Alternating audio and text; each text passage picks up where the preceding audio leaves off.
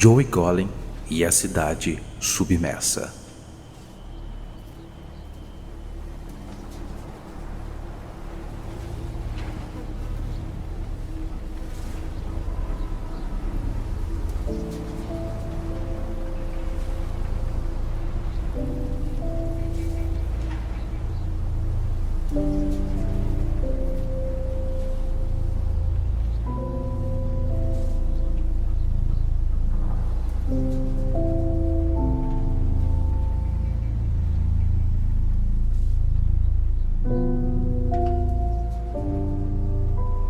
Orlov, o conjurador, sonha que é um fantasma.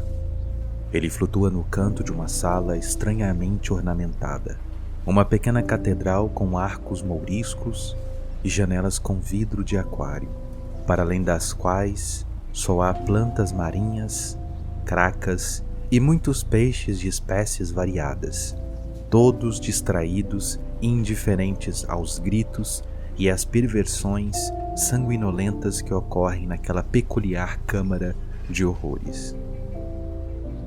O fantasmagórico Orlov chora lágrimas de angústia e impotência, por não poder fazer nada para ajudar a mulher esparramada de modo grotesco no altar de mármore amarelo, a superfície talhada com sulcos para recolher seu sangue e outros fluidos. Eles escorrem por um par de calhas nos degraus mais baixos do altar e descem por um pequeno buraco na escuridão. De alguma forma, o conjurador sabe que o sangue, os restos e o líquido amniótico escorrem para dentro do chão para alimentar algo faminto. A mulher tem os pulsos e os tornozelos acorrentados com metal enferrujado que contrasta com o limpo mármore numítico. As correntes a prendem não para impedi-la de escapar, mas para evitar que as erupções que ocorrem em sua carne a derrubem do altar. Sua barriga distendida ondula com movimentos vindos de dentro, enquanto 3 figuras com mantos carmesins pairam ao seu redor, cutucando e espetando sua pele e seus orifícios com interesse clínico. Eles cobriram sua pele com tinta ocre, inscrevendo nela símbolos cujos significados Orlov não consegue decifrar.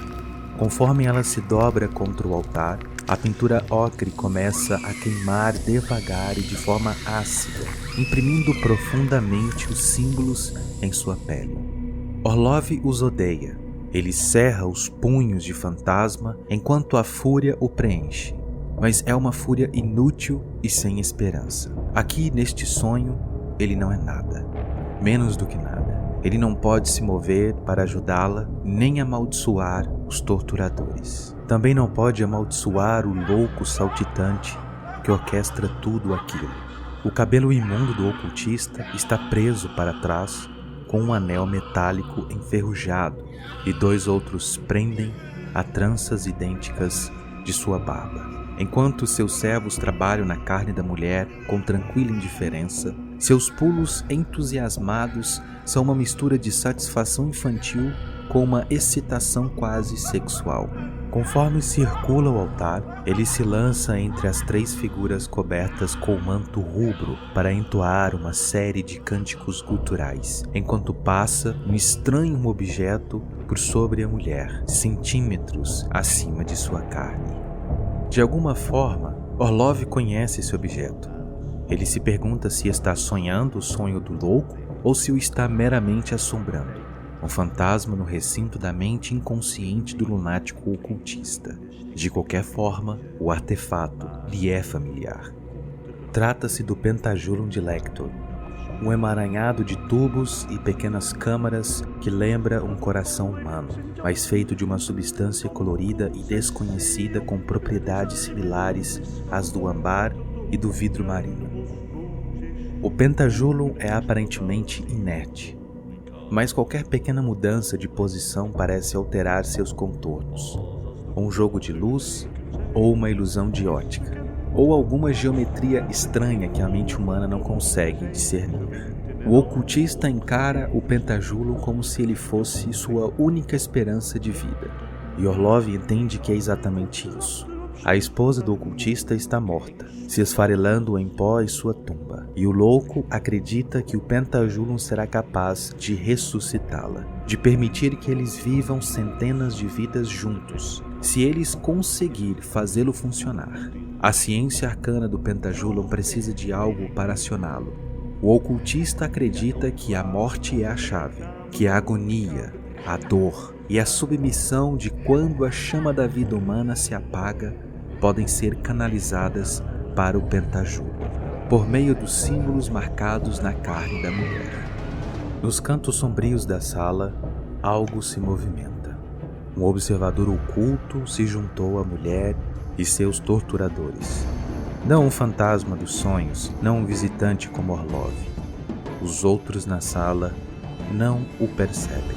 Mesmo o ocultista parece não notar a presença daquela entidade, e Orlov não consegue entender como o enorme peso de sua atenção passa despercebido. Mas o foco do ocultista permanece na mulher grávida, e sua expressão passa a ser de pânico conforme seus esforços vão por água abaixo. A barriga dela se abre. Orlov, o conjurador, olha para aquilo com um terror tão profundo que chega a desejar a ignorância abissal e a escuridão da eternidade. A carne distendida da mulher não foi rasgada nem forçada por algum ser monstruoso. Orlov somente pensa em flores se abrindo enquanto o abdômen dela se desdobra em pétalas de carne estriadas, cheias de veias púrpuras. O ocultista grita enfurecido, sua angústia ecoando no teto abobadado, capturada nos arcos, ignorada pelos peixes que nadam por trás das janelas. O corpo da mulher continua a desabrochar, se abrindo até que quase não haja nada reconhecível como humano. Então, assim como a flor se abriu, ela agora começa a murchar e escurecer. Deteriorando-se, a mulher chora com fraqueza. Tocado, o fantasma de Orlov, o conjurador, grita por ela, mas não produz som algum. Orlov tem certeza de que sente o cheiro de algo queimando e então ele acorda.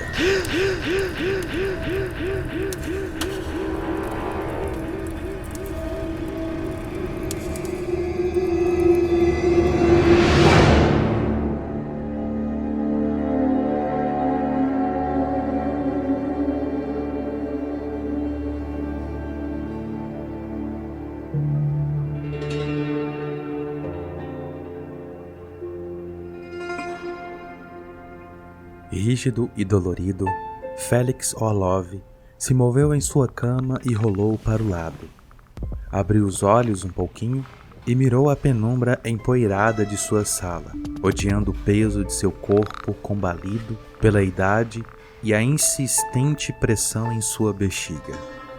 Em qualquer outra manhã, ele teria procurado uma posição mais confortável e tentado convencer sua bexiga a lhe dar mais uma hora de sono. Mas hoje seria impossível dormir. Seus sonhos não eram mais uma escapatória do tédio mundano e arrastado que sua vida havia se tornado.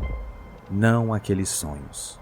Perturbado, ele permaneceu deitado, esperando que as imagens horríveis se desintegrassem e escoassem de sua mente, como se espera que os sonhos façam nos momentos após o despertar. Seus olhos se abriram um pouco mais e um estranho pânico começou a se instaurar. Felix não queria essas coisas em sua cabeça. Elas deveriam durar pouco, como teias de aranha que seriam então varridas para longe conforme a manhã avançasse. Mas enquanto ele permanecia deitado, elas se tornavam ainda mais vívidas. Ai, saiam da minha cabeça, sussurrou Felix, batendo na testa com os dedos inchados pela artrite, como se pudesse de alguma forma reiniciar seu interruptor mental. Com uma risada seca e sem graça, ele afastou as cobertas e balançou suas pernas para a beira, se sentando. Pressionou as mãos contra o contorno das costas e girou sua cabeça, alongando o pescoço. Os estalos o lembraram de machucados antigos e dos efeitos da idade. Ele se levantou e foi em direção à porta do banheiro. Félix nunca parava para notar os detalhes de seu quarto. Ele havia decidido não deixar seu olhar repousar sobre as cortinas escarlates caídas vindas da Tailândia ou sobre os cartazes pendurados nas paredes em suas molduras quebradas. Cartazes que ostentavam impressionantes proezas de magia de Orlov, o Conjurador, bem como as performances surpreendentes daqueles que o tinham inspirado quando menino, como Thurston, Fettini, Blackstone e Houdini.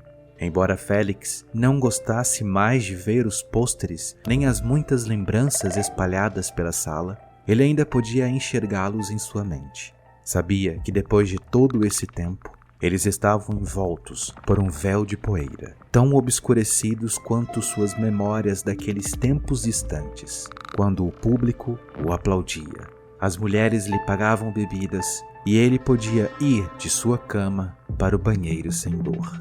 Esta manhã, entretanto, o único desejo de Félix era por um véu diáfano de poeira que obscurecesse a vividez do sonho que ainda persistia em sua cabeça.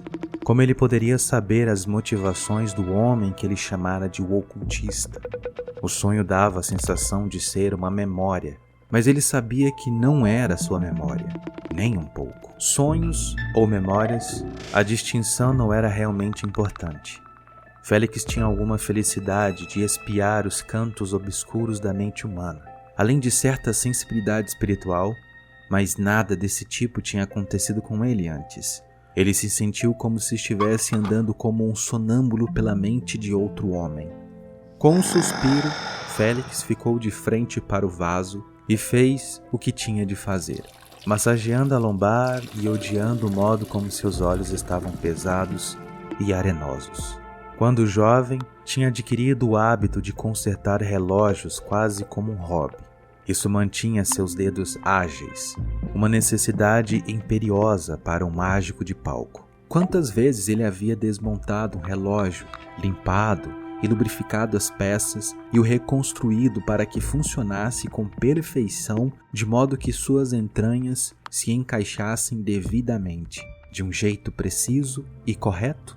Félix daria qualquer coisa para ser um relógio que algum jovem empreendedor de dedos ágeis pudesse desmontar, lubrificar, reconstruir e deixar como novo. Ai, droga! Ele suspirou, tomando cuidado para não cair ou se abaixar e dar a descarga na privada. Normalmente, Félix evitava o espelho. Vinha fazendo isso havia anos. Esta manhã, ele sacudiu a cabeça como se pudesse se livrar dos seus sonhos ruins e se inclinou sobre a pia, jogando água no rosto, e então olhou para o seu reflexo. Para sua surpresa, ele não ficou completamente horrorizado. Seu nariz tinha crescido e as bochechas estavam mais afundadas, mas ainda havia tufos de cabelo branco na cabeça e os cantos de sua boca estavam curvados para cima em uma lamentável expressão de prazer.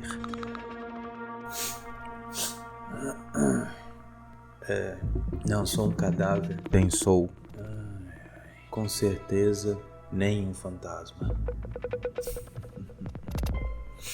Alongando-se de novo, Félix se sentiu um pouco melhor e conseguiu voltar para o quarto sem se arrastar.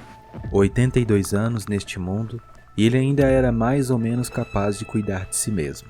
Isso o deixara resoluto e orgulhoso, mas não tão orgulhoso a ponto de não admitir que também tinha se tornado solitário, se alguém estivesse lá para ouvi-lo e dar a mínima. Tenha Molly, lembrou-se, mas Molly era uma criança e ele não iria despejar suas aflições de velho em cima dela. Félix pegou as calças cinzentas usadas no pé da cama, onde as havia pendurado após tirá-las na noite anterior, e as aproximou do nariz, inalando profundamente. Nada mal. O mais estranho de se viver nessa cidade submersa era que as roupas limpas tendiam a carregar mais o cheiro de mofo do que as peças que você já tinha usado uma ou duas vezes. Félix se vestiu rapidamente colocando as calças cinza e uma camisa engomada, branca como um osso, que pegou no armário. Seus dedos ainda eram ágeis o suficiente para abotoar sem dificuldade. Ele arrematou com um casaco cinza que combinava com as calças e uma gravata borboleta de um vermelho profundo. Não era mais o homem elegante que o observava dos velhos pôsteres teatrais, mas Félix se esforçava para parecer arrumado. Suas roupas podiam ser de segunda mão, puídas e esfarrapadas, mas ele cuidava delas e tinha conseguido saudar cada dia com um mínimo de dignidade. Em um lugar mergulhado na pobreza e abandonado por aqueles que tinham mais bom senso e menos teimosia do que Félix, a dignidade era uma presença rara e duramente conquistada. Se suas roupas balançavam meio soltas em seu corpo magro, isso não importava. Ele duvidava de que lhe restassem muitos anos para vesti-las.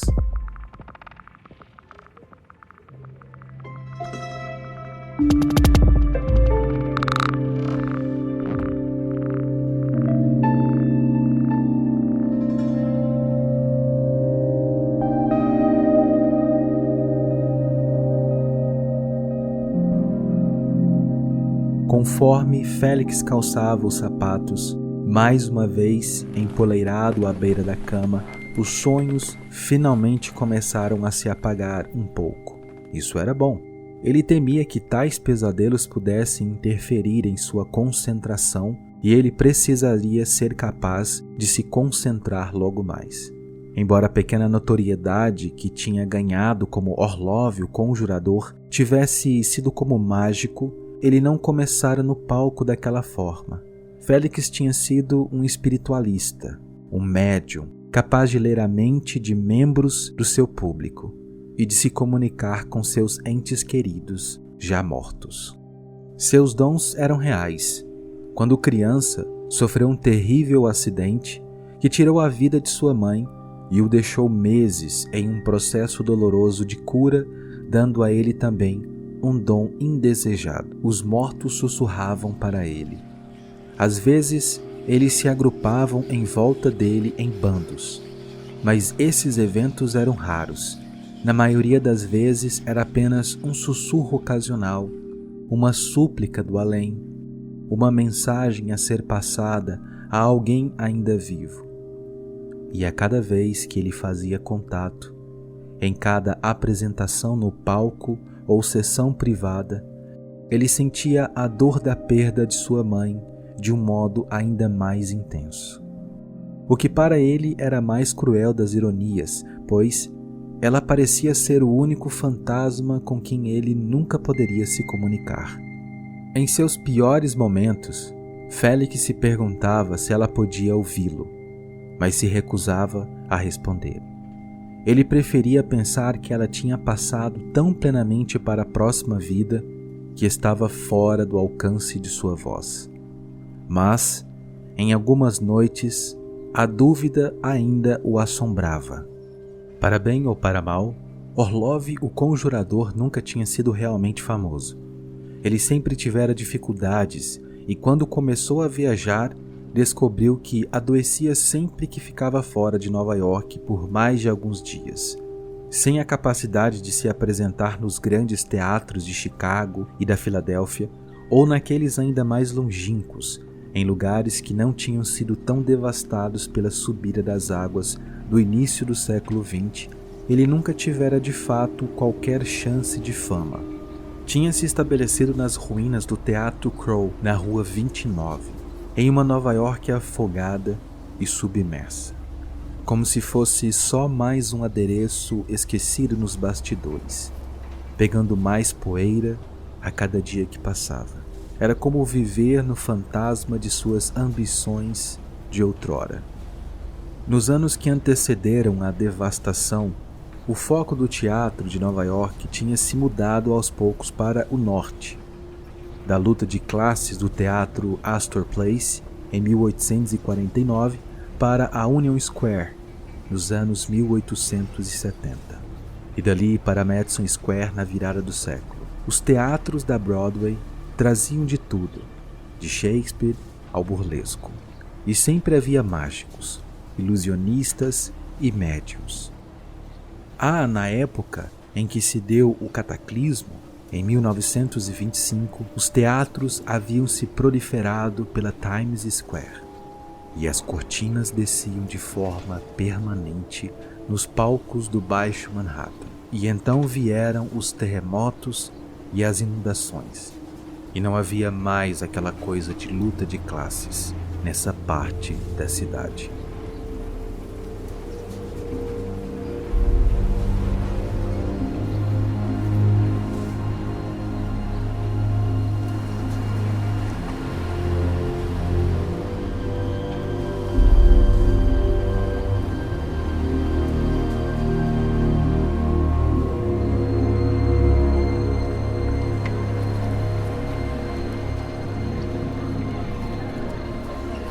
No começo do século XX, Nova York tinha começado a se transformar em um ponto de encontro do mundo, um centro incomparável de negócios, finanças e entretenimento. A peste e a superstição tinham lançado uma cortina negra sobre todo o continente europeu, encerrando a Primeira Guerra Mundial antes de a América sacrificar muitos de seus próprios jovens. Nova York parecia destinada a se tornar a joia da coroa recém-forjada da nação. Durante alguns anos, a cidade havia se tornado um sonho de prosperidade. Os primeiros tremores vieram no verão de 1922, mas aqueles eram micros flertes com a catástrofe, quebrando vidros e levantando poeira. Os verdadeiros terremotos não aconteceram até que a cidade começasse a sair do frio do inverno do início de 1925. A neve derreteu, vieram as chuvas e os rios começaram a subir, cobrindo suas margens. Anos depois, o almirante Benjamin Wheeler e sua expedição polar descobriram mudanças na crosta de gelo da Antártida, que levariam a muitas especulações sobre a elevação do mar. Mas em 1925, o povo de Nova York se via como vítimas da ira de Deus. Falaram de Sodoma e Gomorra, dos sofrimentos de Jó e de como os edifícios tinham caído e a água invadido tudo. Nova York ficou dividida entre a rica e próspera Uptown e os pobres que lutavam para sobreviver na submersa Downtown, sem ter para onde ir. Em vez de abandonar suas casas, eles se adaptaram, isolando os andares inferiores alagados das estruturas que eram de alguma forma ainda habitáveis e iniciando uma sociedade estranha que subsistia de sobras. A maioria das pessoas deixadas para trás deu um jeito de se virar, mas havia lojas, restaurantes e bares improvisados, locais onde aqueles determinados a permanecer ou incapazes de partir podiam fingir que ainda viviam na América, como se ainda conhecessem algo da civilização.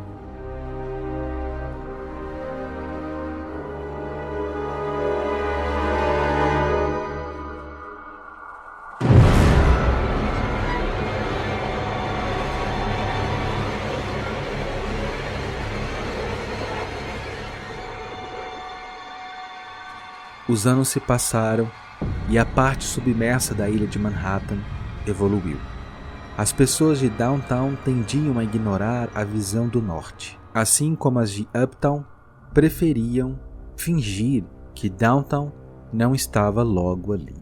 Uptown continuava a prosperar e a florescer com novos negócios e uma arquitetura moderna e reluzente, enquanto o Baixo Manhattan se canibalizava, se remendando em uma comunidade de canais e pontes, de sombras perigosas e mentes rebeldes. Cidade submersa. Era como alguns de seus velhos habitantes a chamavam. Para Félix, ela ainda era Nova York. Ainda era o seu lar. Ainda existia teatro no Baixo Manhattan, mas de um jeito bruto e improvisado, realizado diante de um público que desejava se distrair da magreza de suas vidas e que muitas vezes não entendia o significado do que via. Félix não se apresentava em um palco.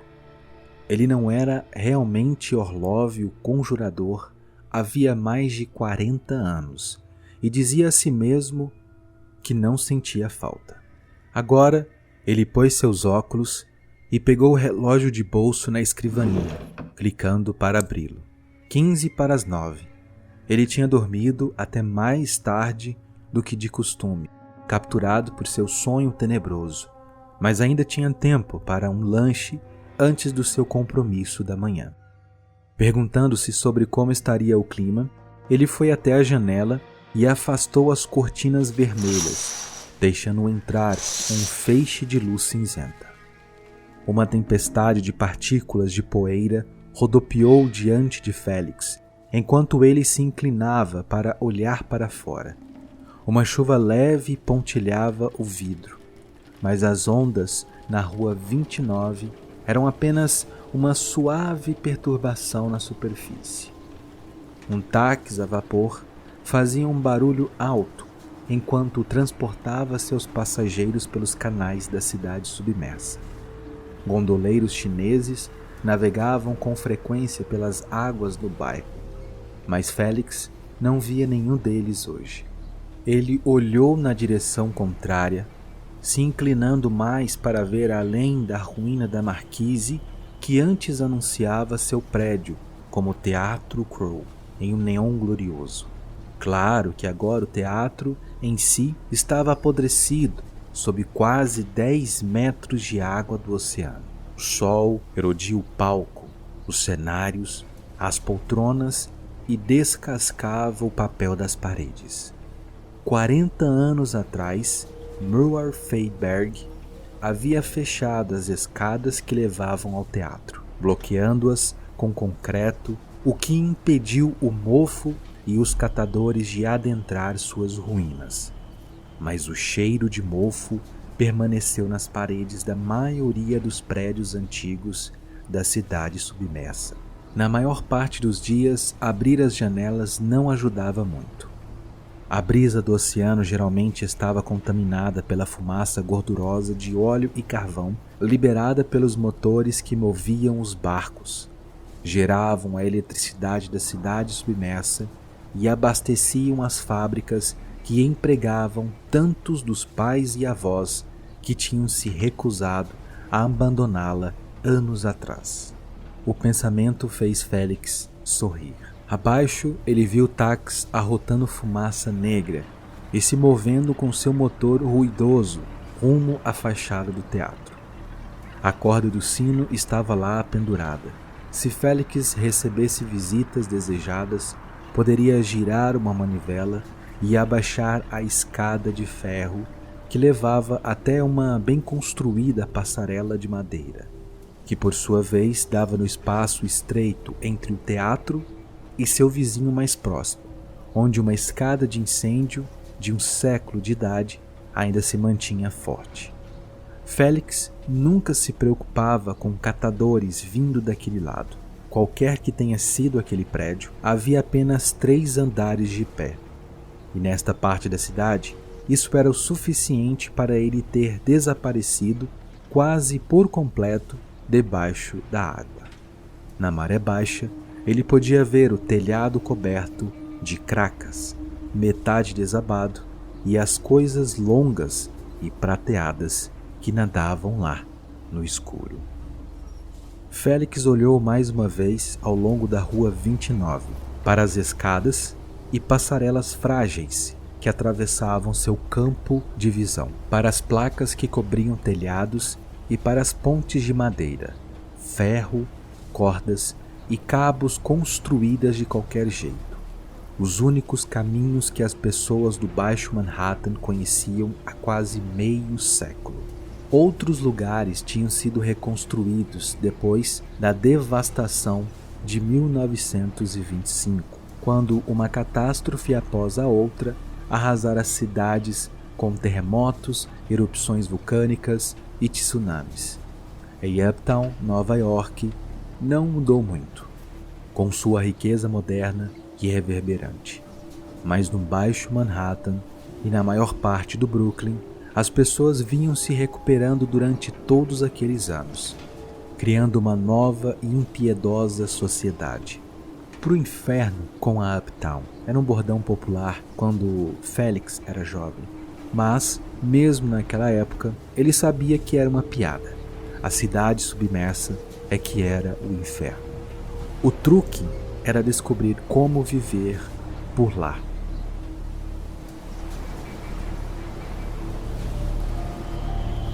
Uma batida urgente na porta o tirou abruptamente de seu devaneio. Ele tinha perdido de vista o barulhento táxi aquático sob a passarela em frente ao prédio, abaixo do antigo letreiro, mas sabia o seu destino. Félix alisou o casaco surrado e saiu para o corredor. Havia 2 andares de quartos acima do teatro bloqueado e inundado, com um lance de escadas e uma porta entre eles. Ele vivia no andar mais acima. Uma vez alugou o piso abaixo, mas não aceitava mais o dinheiro do inquilino que morava lá. A pancada rápida soou novamente suave, mas urgente. Calma, tô indo, disse com um suspiro. Ele destrancou a porta e a abriu. Na soleira, Molly McHale, 14 anos de idade, sorriu para ele, cheia de sardas, ruiva e com o vigor da juventude que sempre o fazia se sentir mais vivo. Félix! Ela começou. Chega de bater, disse ele. Quando você vai se tocar de que eu estou velho demais para andar tão rápido quanto você gostaria? Alguém tem que fazer você se mexer, disse Molly, inclinando o quadril, como se fosse a responsável por mantê-lo na linha. E na maioria das vezes, ela conseguia. O café da manhã tá pronto, mas aí eu vi um táxi lá fora. Parece que o cliente das 9h30 chegou mais cedo. Félix fez que sim com a cabeça vagarosamente. Molly se orgulhava tanto de seu papel de assistente. Ela trabalhava para ele em troca de casa e comida. Ocupava o piso abaixo dele e fazia o café todas as manhãs. Que ele não a deixou saber que também tinha notado o táxi chegando. Não posso fazer nada a respeito, imagino, disse ele. O café vai ter que esperar. Antes que Molly pudesse responder, o sino começou a tocar pelo prédio. Alguém tinha puxado a corda no nível da água. O compromisso de Félix havia chegado. Ele já podia praticamente ouvir os fantasmas sussurrando pelos cantos.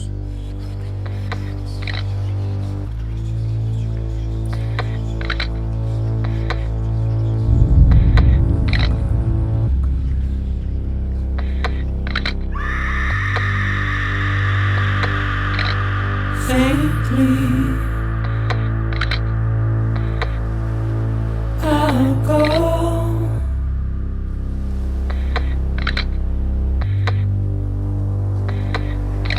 To take this head on.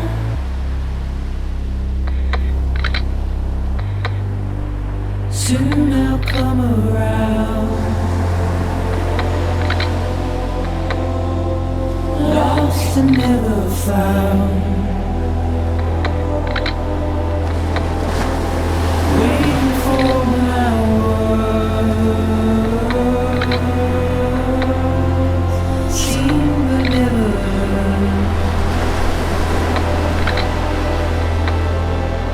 Buried underground. But I'll keep coming.